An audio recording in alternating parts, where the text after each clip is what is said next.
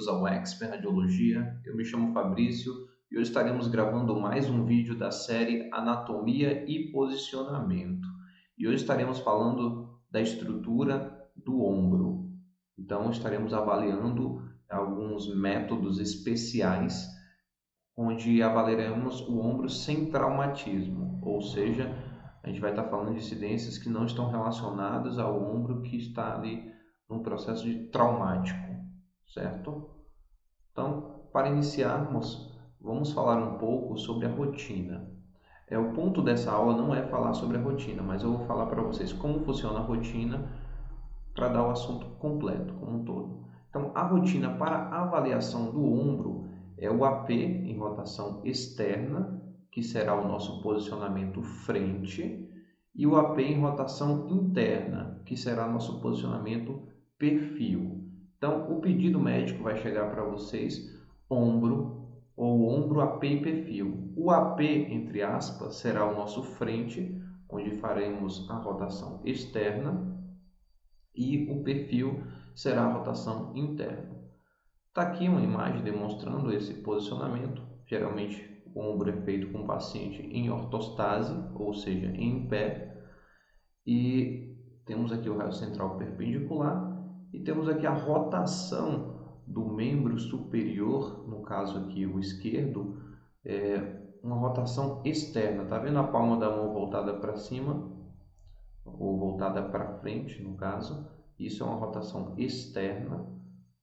E aqui a rotação interna. Aqui nós temos o nosso posicionamento frente e aqui o nosso posicionamento perfil.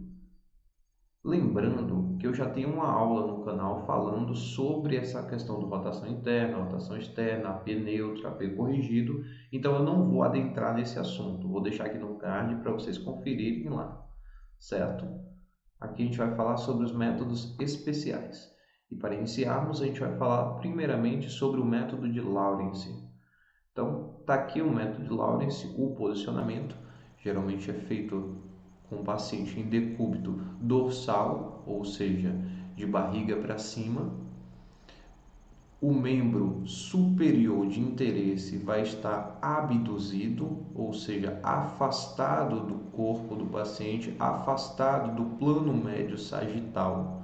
Isso se chama essa abdução, formando aqui um ângulo de em torno de 90 graus entre a parede torácica lateral do paciente e o úmero. Aqui a gente vai ter aqui o chassi ou cassete colocado na região superior e o raio central ele vai incidir medialmente 25 graus nessa direção que vocês estão vendo, essa seta aqui, 25 graus, entrando na região inferior, direcionado na axila, e emergindo na região superior, formando aí uma incidência supero-inferior.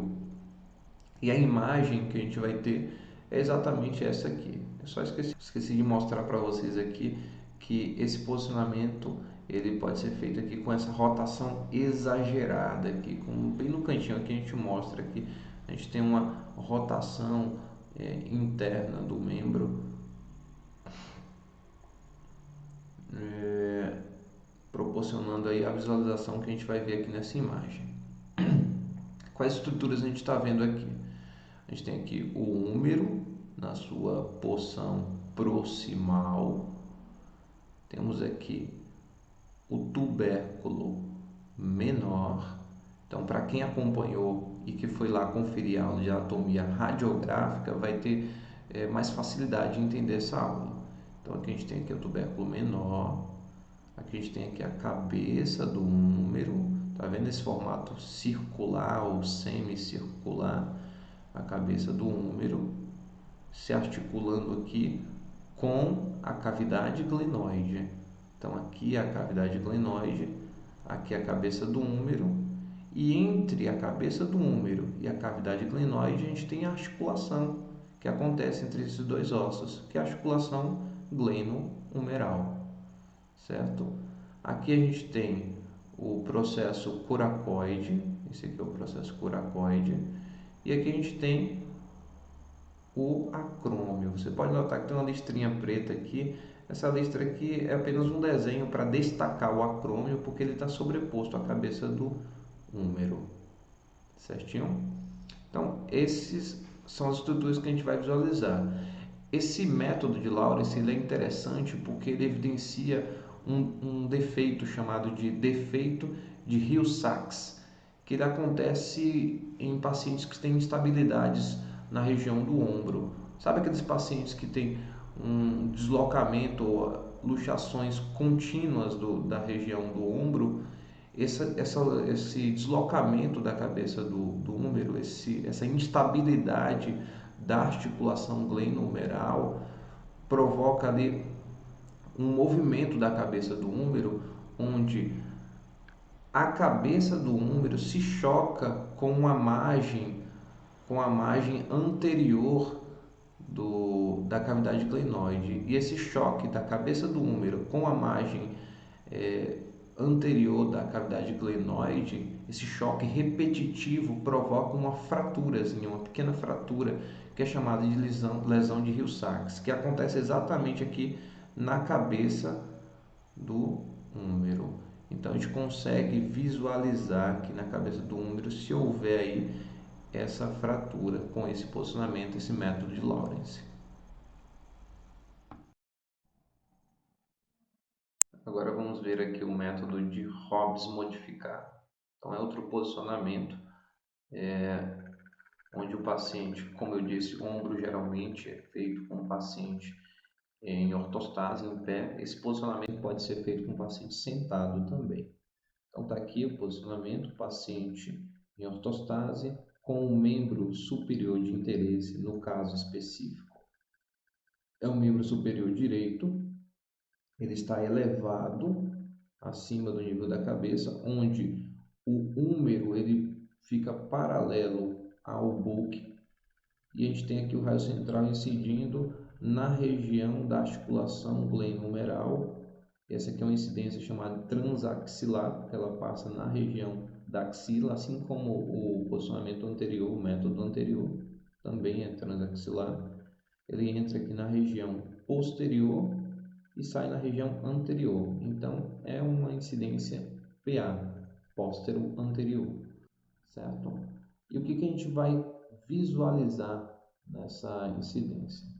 A gente tem aqui o húmero proximal, certo? Aqui a gente tem a cabeça do húmero, Aqui a gente tem a clavícula na sua porção mais lateral, aqui a clavícula se articulando. Quem é que se articula com a clavícula? O acrômio. Então esse aqui é o acrômio, a clavícula, o acrômio, e essa articulação entre o acrômio e a clavícula, que é a articulação acrômio-clavicular. Então está aqui a articulação acrômio-clavicular.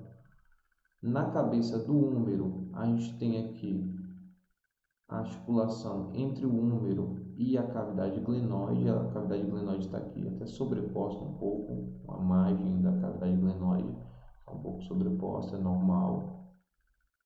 E a gente tem a articulação aqui glenohumeral. Além disso, a gente vai ter aqui o processo coracoide e aqui o restante da escápula e algumas costelas, certo? Processo coracoide, acrômio, cabeça humeral, aqui, região proximal do húmero, e a clavícula. Está aqui o método de Hobbes modificado. Aqui ele pode ser feito sentado. Está aqui é o mesmo posicionamento, não muda nada. A diferença é que o paciente está sentado, certo? Vamos agora para o método de Clements. Temos aqui o método de Clements modificado, onde temos aqui o posicionamento. Trata-se de um posicionamento onde o paciente vai ficar em decúbito lateral, ou seja, deitado de lado.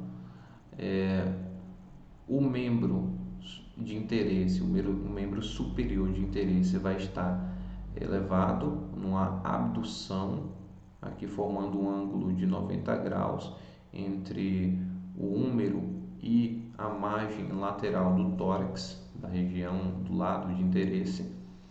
O filme, o cassete, o chassi O chassi ou o cassete vai ficar aqui na região superior ao ombro e o raio central ele vai entrar perpendicular ao receptor de imagem, certo? Ao RI, no caso o cassete ou o chassi, como você preferir. Vai entrar aqui na região axilar, certo? Na região inferior e emergir na região superior, formando uma incidência ínfero-superior, também chamada de transaxilar porque passa na região da axila. E a imagem que a gente vai ter é essa aqui. O húmero na sua porção proximal, certo? Aqui a gente tem aqui o tubérculo menor, aqui a cabeça do húmero, cavidade glenoide, certo? Cavidade glenoide. E aqui a gente vai ter aqui o acrômio, vocês podem ver aqui o acrômio e o processo coracoide. Esse aqui é uma incidência, um método que também pode avaliar o defeito de Hill-Sachs, que é exatamente uma fratura causada pela uma instabilidade do ombro, certo? Que geralmente acomete a região das margens, das bordas da cabeça humeral. Aqui a gente tem uma variação desse método de Clements. O que mudou? No caso, quando o paciente não consegue abduzir muito o braço ou o membro superior, ele está vendo que está mais angulado, ele consegue, a angulação aqui está menor, ou seja, ele não conseguiu erguer muito o braço, abduzir muito o braço, então você pode compensar isso com uma angulação de 15 a 10 graus medial, de 5 a 15 graus medialmente, como vocês podem ver aqui, certo? Aqui a gente tem o método de Gratian, onde trata-se de uma correção da intervenção da cavidade glenoide. Você lembra que na cavidade glenoide ela fica um pedaço dela fica sobreposta à região da cabeça do húmero. Esse posicionamento aqui é uma oblíqua posterior em 45 graus. Então, essa rotação, essa oblíqua de 45 graus permite tirar a sobreposição da cabeça da cavidade glenoide da cabeça do húmero, certo? Então é um posicionamento muito interessante. E nesse posicionamento a gente vai conseguir ver uma lesão que acontece junto com a lesão de Hill-Sachs, o defeito de Hill-Sachs, que é a lesão de Bankart. Lembra que eu falei que a cabeça do húmero, quando você tem uma instabilidade no ombro, a cabeça do húmero choca com as margens, com a margem anterior da cavidade glenoide?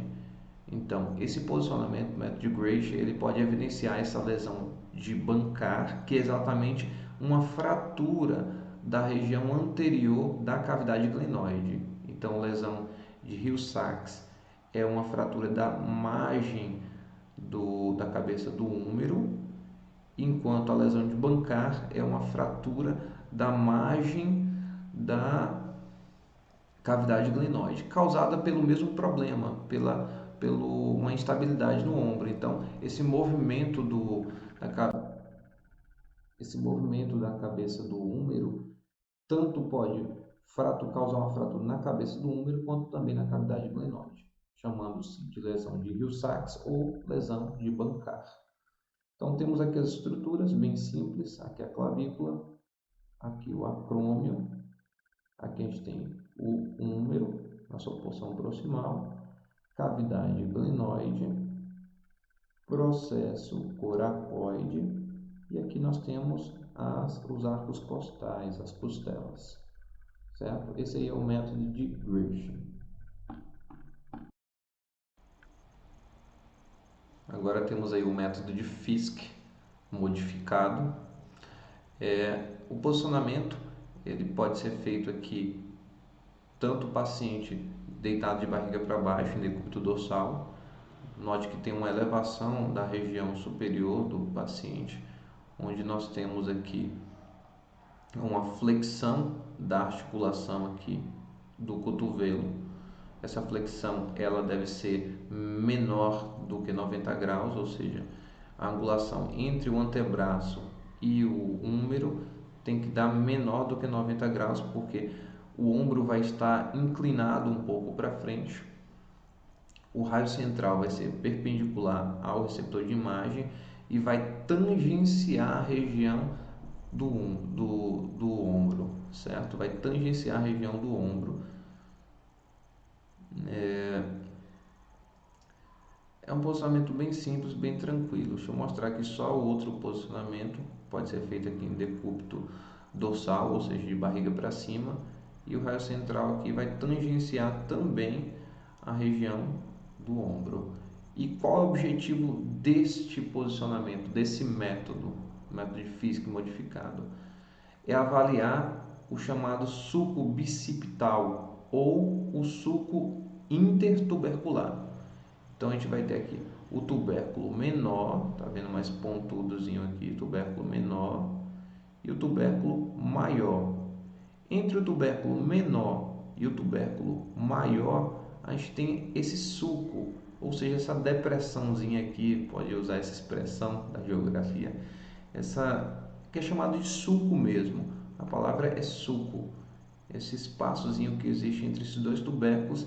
Esse posicionamento serve apenas para avaliar essa região, porque você tem uma incisão de um músculo aqui e qualquer alteração pode causar aí algumas dores, pode causar problemas ali na região do ombro, que a gente não vai se adentrar tanto aí nesse aspecto, mas só o aspecto imaginológico aqui.